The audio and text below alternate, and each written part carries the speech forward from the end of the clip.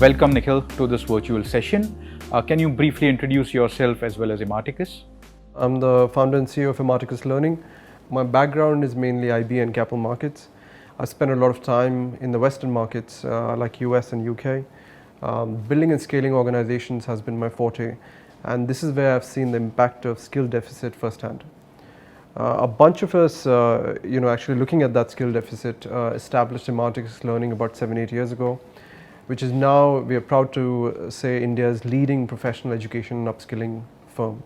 Our mission was to bridge the gap between academia and the industry. We offer holistic training and staffing solutions for the B2B professional and for the B2C consumer across different segments. We specialize in financial services, business analytics and technology. We're based out of Bombay, but we have fairly global delivery capabilities across the Middle East, Asia Pacific and UK. Thanks, Nikhil. Much has been made of this global skill gap. Can you explain the skill gap in a nutshell? Sure. So look, I think the schools and universities are churning out graduates that are lacking skills that what it takes to succeed in the job market.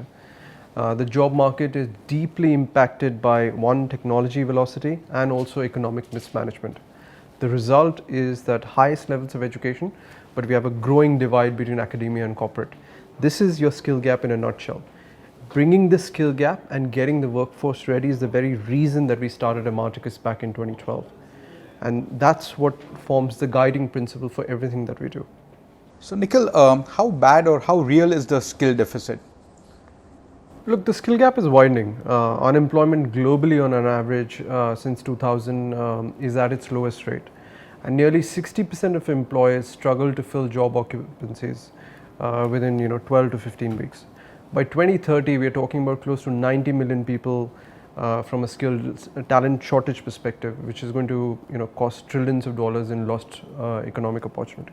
And in your opinion, which sectors are hardest hit or will be hit in near future? It's a good question. As usual, knowledge-intensive industries like financial services, technology will be the hardest hit. And these industries have always and will all continue to require high volume of skilled workers. And as usual, the competition for qualified candidates within these businesses will always will soar. This is specifically true, and this is not, this thought is actually contrarian to popular belief. It's true in countries where unemployment is low. So since employed workers actually do very little or they have very little incentive to retrain, to reskill themselves. So financial services and business services within the next 2 years alone will have close to 3 million workers in shortage, and almost that will double and triple over the next 20 years, resulting close to a $2 trillion lost revenue. We're talking about Saudi Arabia. Saudi Arabia itself will lose close to $15 billion in unrealized economic value. The US will be worst hit also. So I think it's a massive gap. And specific views on digital skills gap? So I think we know that automation and technology disruption is going to change the way we work, right? So by 2020, 54% of our employees worldwide will require significant reskilling and retooling. The velocity or the half-life of a job skill, if you will, used to be 20 years. Now it's 5 years, and in the next 15 years, it's going to go down to 2 years. So the digital skills gap is already hampering digital transformation for a majority of the companies.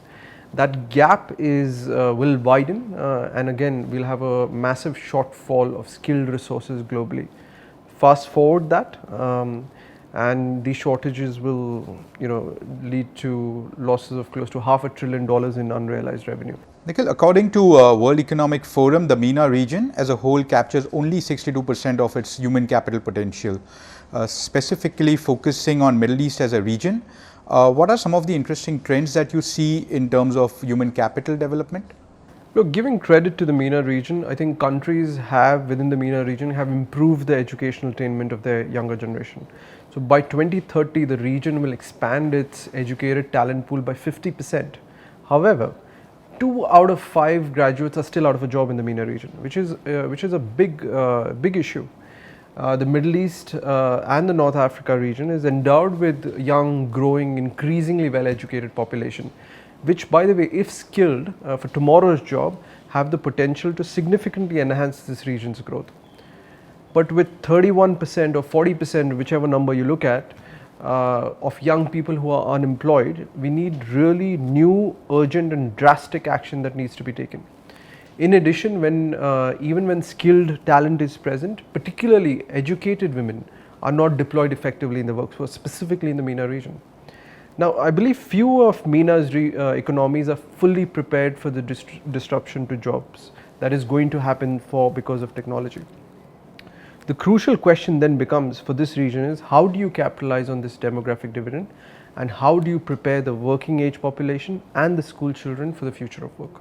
Any specific countries within MENA region that are poised better than others to reap this? So a working age population that is proportionally large compared to the dependent population generates the potential for a demographic dividend, right? And MENA region is apt to take advantage of this, right? It's characterized by young average population.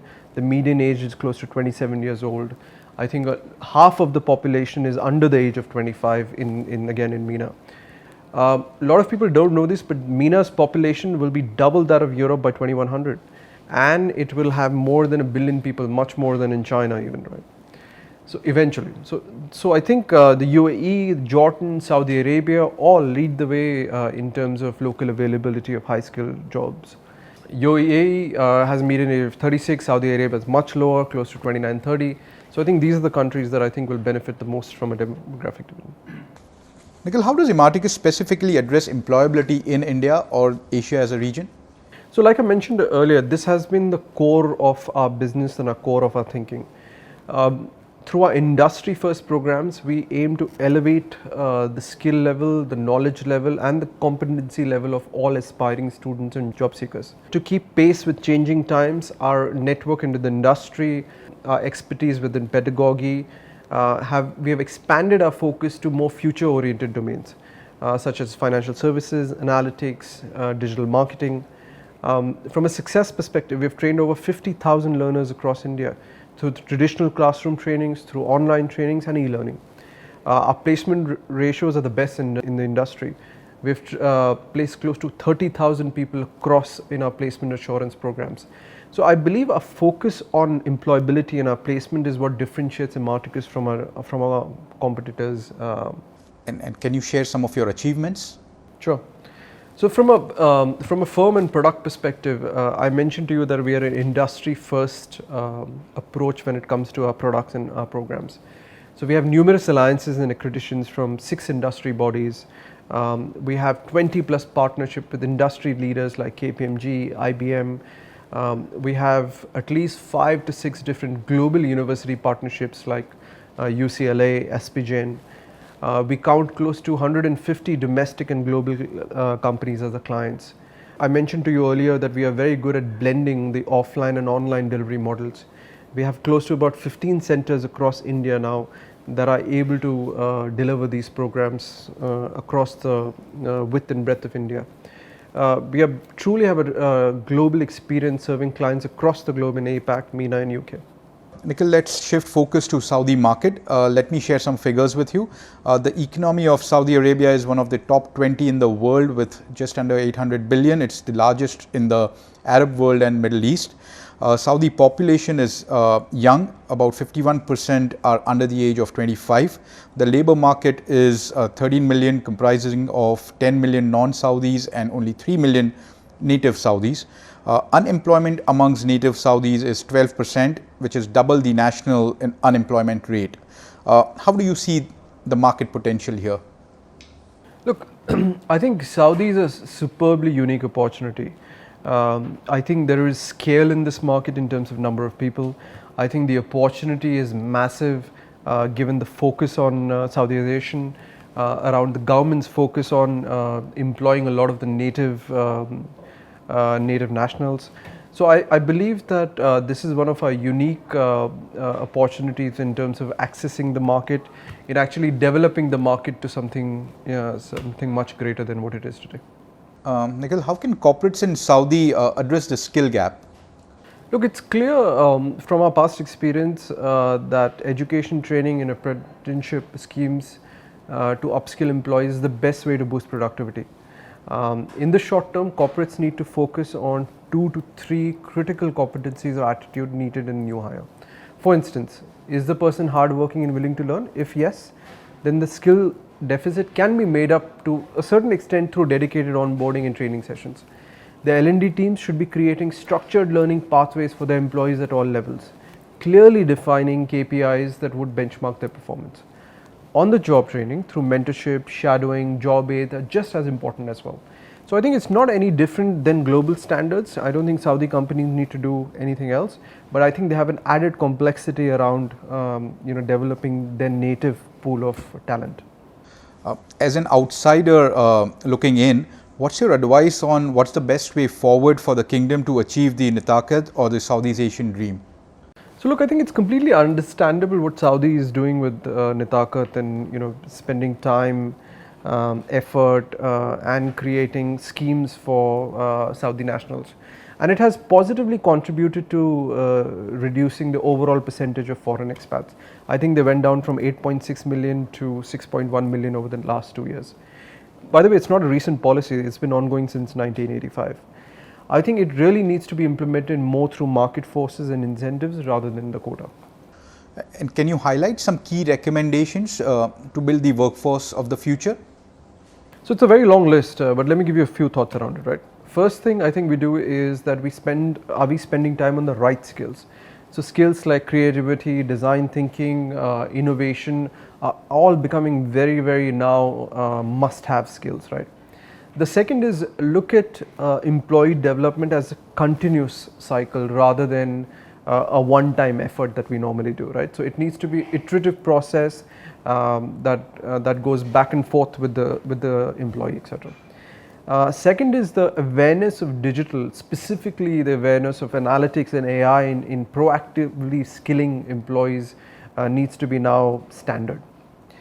The third piece I think is challenge traditional delivery models. The idea earlier people used to come to a classroom and people used to learn that way. I think that idea is now foregone.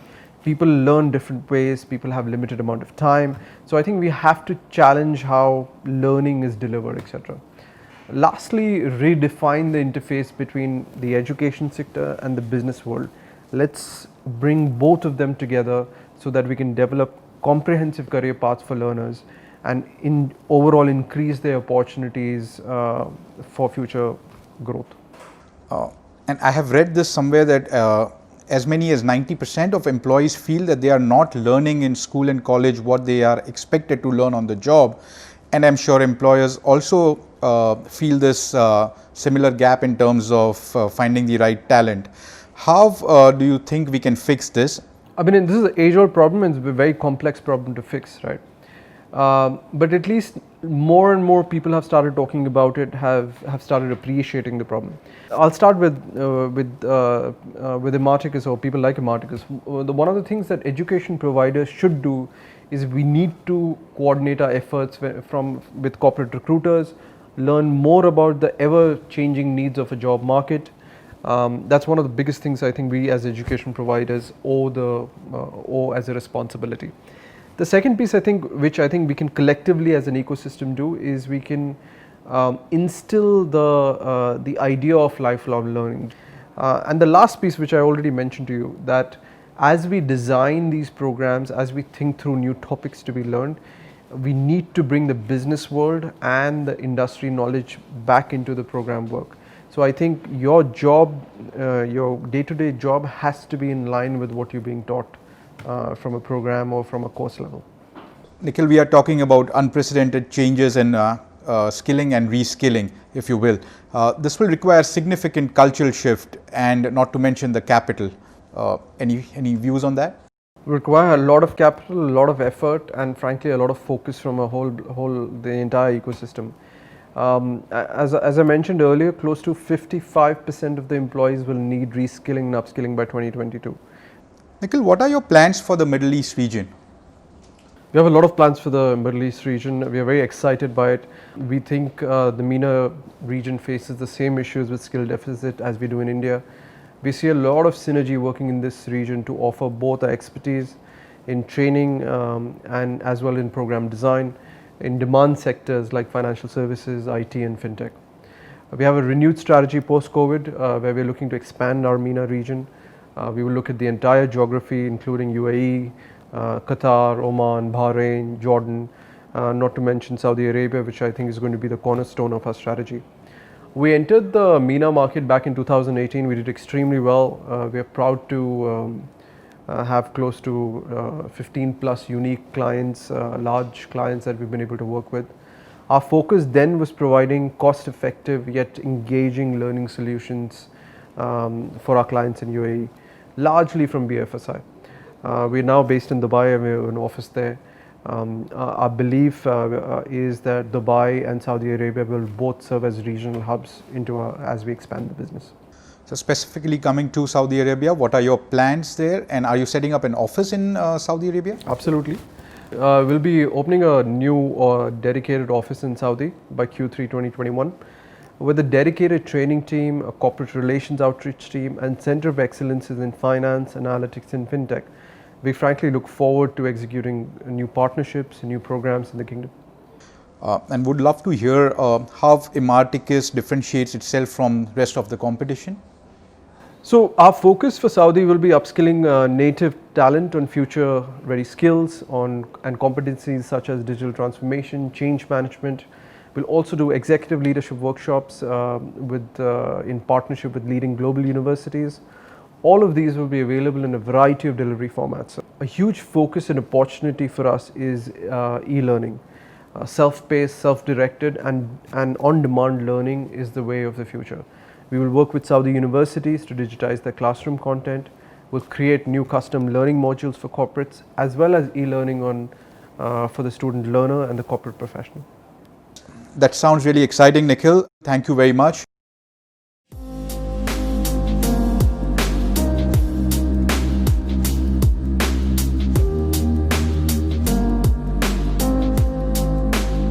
Welcome to this virtual session, Nikhil. Let's continue where we left off. In this session, we will focus on digital transformation and its role on reskilling. As we all know, COVID-19 has caused a shutdown of traditional education institutions worldwide. Do you think this has put the brakes on the reskilling initiatives, or is it back to normal thanks to EdTech and everything going online? Actually, on the contrary, EdTech has been one of the biggest beneficiaries of the pandemic and has grown at breakneck speed in 2020. COVID-19 is serving as an inflection point for EdTech startups, corporates, consumers. In fact, the industry reckons that the pandemic has been to EdTech what demonetization was to fintech in 2016. This is a turning point for EdTech in India and around the world, with digital offerings leading the democratization of education, bridging gaps in access to quality education, and addressing key pain points of learners and corporates alike. So what are some macro trends that emerged post-COVID in the EdTech space? So there have been a lot of them, but let me articulate a few. Right, one, the increased spending on marketing. We've seen 150% growth rate in digital ad spends by EdTech. I think the other piece, specifically in India, EdTech has moved beyond the metros. We've seen a rise in EdTech startups from non-metro locations. The other piece, we've become very good hirers apparently.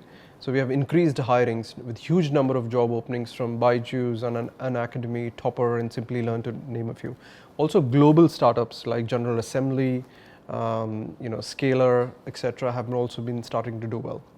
The other piece that we've seen in the EdTech, and this is more on the delivery format, is the blended learning format, right?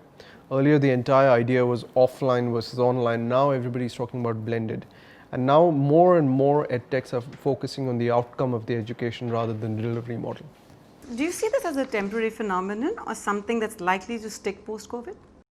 No, I think what COVID has done is accelerated, but I think they're here to stay. At least most of the sort of trends we've seen in EdTech are here to stay. There are a few growth drivers that make this growth sustainable. One, I think, is your normal one, which is digital adoption among families. I think 160 million households in India now have active internet access. 500 million new users worldwide are expected to be online for the next, for the first time in 2022. The other piece I think specifically, and this has been in K-12 mainly, is a growing awareness of EdTech products, right? The third piece I think, which makes the growth sustainable is the willingness to pay for EdTech solutions. Earlier the idea was people were ready to pay for traditional degree-based education.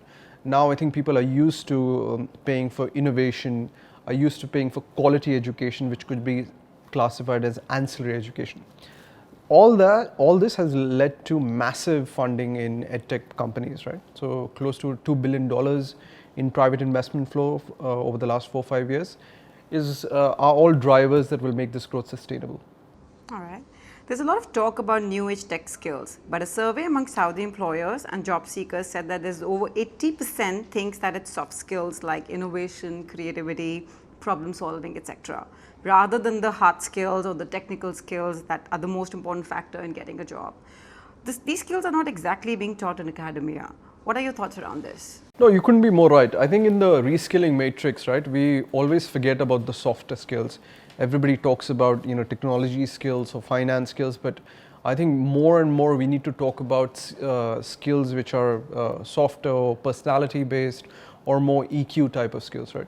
So these include basic tech savviness, emotional intelligence, cultural intelligence, creativity and innovation, and these are extremely difficult to teach. They are even more difficult to actually to implement. So I think the focus is warranted, and I think more companies like us should be spending more time on these type of skills. So the fact that you're saying that these are warranted and they're more difficult to kind of deliver and train on. So what do you think about the new format of training them and delivering these programs online? So my question is, do you really believe self-paced e-learning is ideal in all circumstances? Absolutely not. I think it is one of the mediums. We don't believe at Imarticus that one size fits all. I think there's a space for offline learning, there's a space for online learning, there's a space for blended. So all of these can work in harmony. E-learning, for example, excels at addressing many corporate needs such as rapid onboarding or pre-joining induction or compliance training.